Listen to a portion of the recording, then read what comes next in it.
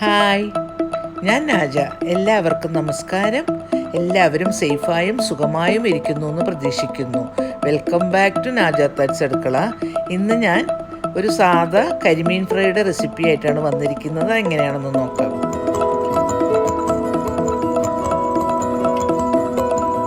ഇതിനാവശ്യമായി ഞാൻ 2 കരിമീനാണ് എടുത്തിരിക്കുന്നത്. വെട്ടി വൃത്തിയാക്കിയതിന് ശേഷം ഉപ്പും മഞ്ഞളും ചേർത്ത് കഴുകി അരമണിക്കൂർ നാരങ്ങ വെള്ളത്തിലിട്ടെടുത്തതാണ്. അത് മീനിൻ്റെ സ്മെല്ല് പോകാനാണ് അങ്ങനെ ചെയ്യുന്നത്.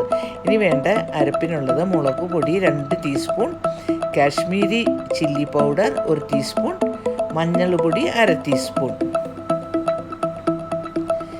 ചെറിയ ഉള്ളി 6 പീസ്, ഇഞ്ചി 1 ഇഞ്ചിൻ്റെ ഒരു കഷ്ണം,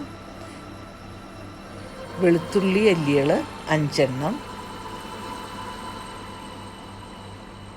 പെരിഞ്ചീരകം 1 ടീസ്പൂൺ, കുരുമുളക് 1 ടേബിൾ സ്പൂൺ,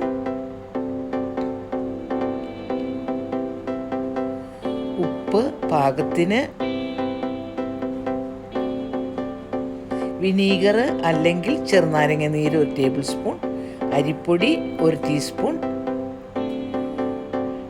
വെളിച്ചെണ്ണ 1 ടേബിൾ സ്പൂൺ. അത് നിങ്ങൾക്ക് ഇഷ്ടമുള്ള ഓയിൽ ചെയ്ത് കൊടുക്കാം. വെളിച്ചെണ്ണയാണ് നല്ലത്. കറിവേപ്പില കുറച്ച്. ഇനി നമുക്ക് ഒരു മിക്സിയുടെ ജാറിലേക്ക് കുരുമുളക്, പെരിഞ്ചീരകം, ഇതിൻ്റെ കൂടെ ഉപ്പും കൂടെ ചേർത്ത് നമുക്കൊന്ന് പൊടിച്ചെടുത്തിട്ട് വരാം.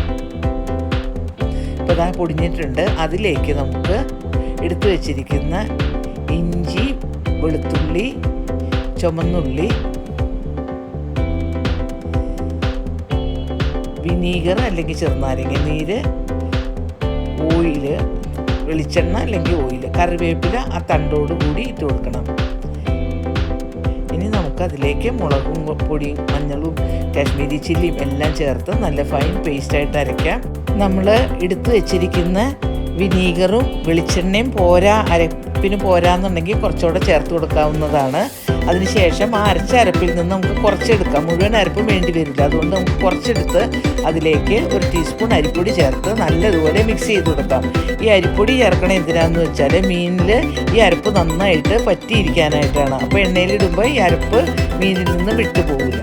ഇനി നമുക്ക് മീനിലേക്കൊന്ന് മാരിനേറ്റ് ചെയ്ത് കൊടുക്കാം. നമ്മൾ ആ വരഞ്ഞിട്ടുണ്ടല്ലോ, ആ വരഞ്ഞ വരയിലും മീനിൻ്റെ വയറിൻ്റെ ഉള്ളിലും ഒക്കെ ഈ അരപ്പ് നല്ലതുപോലെ തേച്ച് പിടിപ്പിക്കുക. 2 മീനിലും അതുപോലെ തന്നെ തേച്ച് പിടിപ്പിക്കണം. ഈ ബാക്കി വന്ന അരപ്പ് നമുക്ക് ഫ്രീസറിൽ എടുത്ത് വെക്കാം. നമ്മൾ ഇതിന് കുറച്ചല്ലേ എടുത്തിട്ടുള്ളൂ. എന്നിട്ട് പിന്നെ നമ്മൾ മീൻ ഫ്രൈ ചെയ്യാൻ നേരം മീൻ പൊരിക്കാൻ അരപ്പ് പുരട്ടുമ്പോൾ ആ അരപ്പ് ഉപയോഗിക്കാവുന്നതാണ്. 2 മീനിലും അരപ്പ് പുരട്ടിയതിന് ശേഷം നമുക്ക് ഇത് ഒരു അരമണിക്കൂർ നേരം ഫ്രിഡ്ജിനകത്തേക്ക് വെക്കണം, ഫ്രീസറിലല്ല. അപ്പോൾ അങ്ങനെ വെച്ചിട്ടുണ്ടെങ്കിൽ ഈ അരപ്പ് നന്നായിട്ട് പിടിക്കുകയും ചെയ്യും. ഉപ്പും പുളിയും മീനിൽ നന്നായിട്ട് പിടിച്ചിരിക്കുകയും ചെയ്യും. ഇനി ഞാനൊരു ടിപ്പ് പറഞ്ഞുതരാം. ഇത് മീന് ചട്ടിയിൽ പിടിക്കാതിരിക്കാനുള്ള ടിപ്പാണ്. വെളിച്ചെണ്ണ ചൂടായ ശേഷം 1 ടീസ്പൂൺ പച്ചരി ഇട്ട് ഒന്ന് പൊട്ടിച്ച് കോരിക്കളയുക. മുഴുവൻ കോരിക്കളയണേ. കോരിക്കളഞ്ഞതിന് ശേഷം ഒരു 2 കറിവേപ്പില ഇട്ടിട്ട് നമ്മൾ മാരിനേറ്റ് ചെയ്ത് വെച്ച് ഫിഷ് ചേർത്ത് കൊടുക്കണം. ഇങ്ങനെ ഫ്രൈ ചെയ്താൽ മീൻ ഒട്ടും ചട്ടിയിൽ പറ്റി പിടിക്കാതെ കിട്ടും. ഞാൻ ചൂടായ എണ്ണയിലേക്ക് ആ മാരിനേറ്റ് ചെയ്ത കരിമീൻ ഇട്ട് കൊടുത്തു. ഒരു മീഡിയം ഫ്ലെയിമിൽ ഞാൻ ഒരു സൈഡ് 6 മിനിറ്റ് വെച്ച് ഫ്രൈ ചെയ്യേണ്ട കാരണം എന്താണെന്ന് വെച്ചാൽ ഇവിടെ നല്ലതുപോലെ മീൻ മൊരിയണം. അതുകൊണ്ടാണ് ഞാൻ അങ്ങനെ ചെയ്തത്. ഒരു സൈഡ് റെഡി ആയിട്ടുണ്ട്. ഞാൻ മറിച്ചിട്ടു.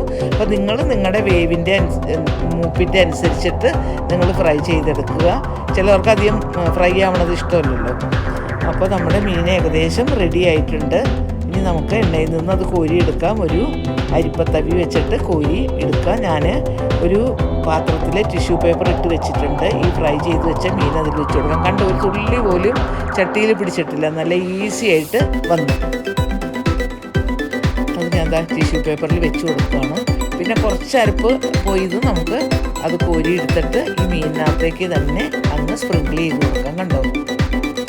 അപ്പോൾ നമ്മുടെ ഒരു മീൻ ഫ്രൈ ചെയ്ത് കഴിഞ്ഞു. അടുത്ത മീനും നമുക്ക് ഇതുപോലെ തന്നെ ഫ്രൈ ചെയ്തെടുക്കാം. ഞാൻ ഈ കാണിച്ചതുപോലെ നിങ്ങളും അരപ്പൊന്ന് തയ്യാറാക്കി നോക്കണേ.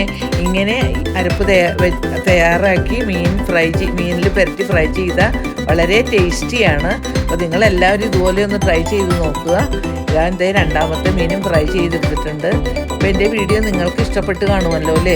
എല്ലാവരും ഇതുപോലെ ട്രൈ ചെയ്ത് നോക്കുമെന്ന് പ്രതീക്ഷിക്കുന്നു. എൻ്റെ ചാനൽ ഇതുവരെ സബ്സ്ക്രൈബ് ചെയ്തില്ലെങ്കിൽ ഒന്ന് സബ്സ്ക്രൈബ് ചെയ്യണേ. എന്നിട്ട് ആ ബെല്ലൈക്കണും കൂടെ ഒന്ന് അമർത്തണം കേട്ടോ. എന്നിട്ട് ഓൾ എന്ന ഓപ്ഷൻ കൊടുക്കണേ. അപ്പോൾ ഞാൻ പുതിയ വീഡിയോ അപ്ലോഡ് ചെയ്യുമ്പോൾ നിങ്ങൾക്ക് നോട്ടിഫിക്കേഷൻ കിട്ടുന്നതാണ്. Thank you for watching. പുതിയൊരു വീഡിയോ ആയിട്ട് വരുമ്പോൾ നമുക്ക് വീണ്ടും കാണാം.